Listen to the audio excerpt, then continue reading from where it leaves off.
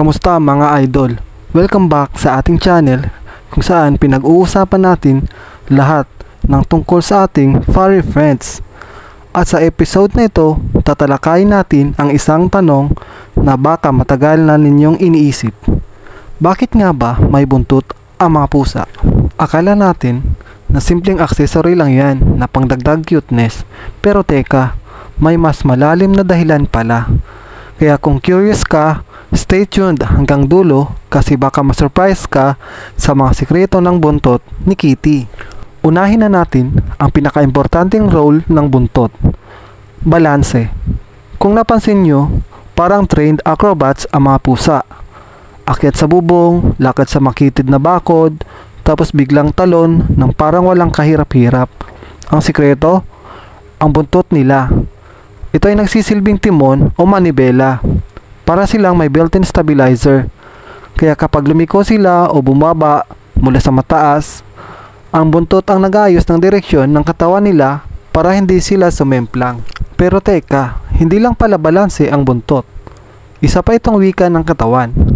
Yes, parang translation device ng feelings ng pusa. Halimbawa, kapag nakataas ng tuwid, ibig sabihin masaya at confident sila. Kapag nakapulupot sa paa mo, parang sinasabi nila na akin ka na lang human. At kapag naging malaking battle brush naman ang itsura ng buntot nila, ibig sabihin takot sila at nagtatanggol ng sarili.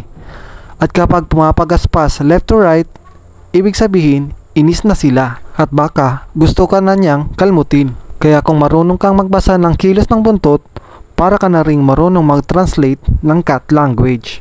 Meron ding bonus function, pangkumot.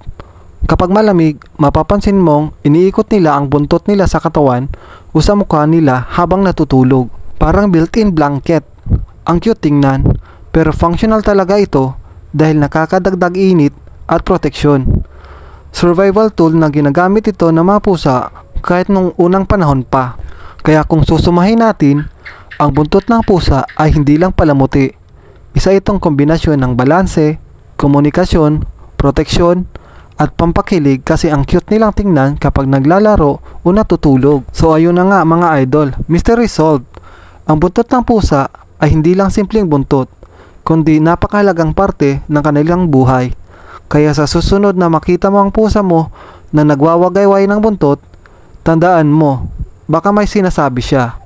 Baka nagpaparamdam o baka nagbabalance lang habang inakyat ang kortina mo. Kaya kung nagustuhan ninyo ang video na ito, don't forget to like, share and subscribe para mas marami pa tayong matutunan tungkol sa mundo ng mga pusa. This is your channel, Okoy Sakabo Vlogs. See you again on our next video. Alam nyo na ha,